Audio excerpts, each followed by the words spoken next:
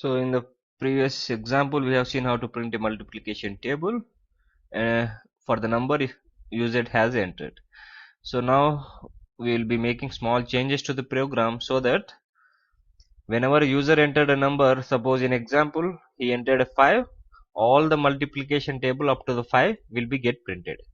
So if he entered 10, all the multiplication tables up to 10, like 1, 2, 3, all the multiplication table up to 10. If you enter 3, all the multiplication tables up to 3 should be printed. So for that we will be using nested for loop. It is a very simple program. So for that what we will be doing, we will be writing for b in 1 to number, and now we will like this, and here we will put one more end.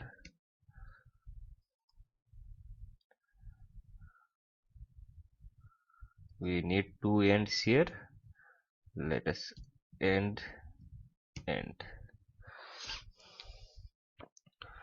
So what we are doing first, if a user entered a number 5, so then first b is becoming 1. So first the b table should be printed, not the number, because number always will be 5. So for this we will be replacing this with b, and the second iteration b will become 2. 2 table will be printed, 3 table will be printed, and so on. Let us save it, Control S, and let us open the file. Where is your file? Open the file and multiplication. Enter any number 4.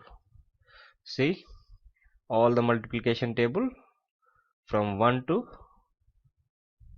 4th, all the tables are printed. Press any exit. Now if you open, enter any number, let us print 20. All the multiplication table up to 20 are printed, and press any key to exit. So we can write also this program like press any key to exit. When we press enter, it is exiting. But now we want to test for 4. Again we should have to open the file. So instead of that, we can make small changes that I will be explaining in our further sessions after completing 3 more topics, which are control statements. So hope you understood. Try to write this program using the while loop, until loop. Just practice this. If you practice, you will feel comfortable when we go into the further topics. So meet you in the next video. Hope you understood the logic. So let me explain it one more time. See, for b, this is a variable and user is entering suppose 4. So b will be 1, 2, 3, 4. That's all.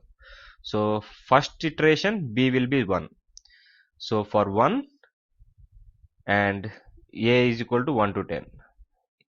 For 1, a will be iterating 10 times, and because b is 1, now 1 table is printed, and again after end it will go here. B will become 2 now and come here. This will be starting with 1 to 10 again 10 times. This one iteration will be done. Again it will go to the end, and b3. So until the user enter number, all the tables are printed. It is so simple. So hope you understood. See you in the next video.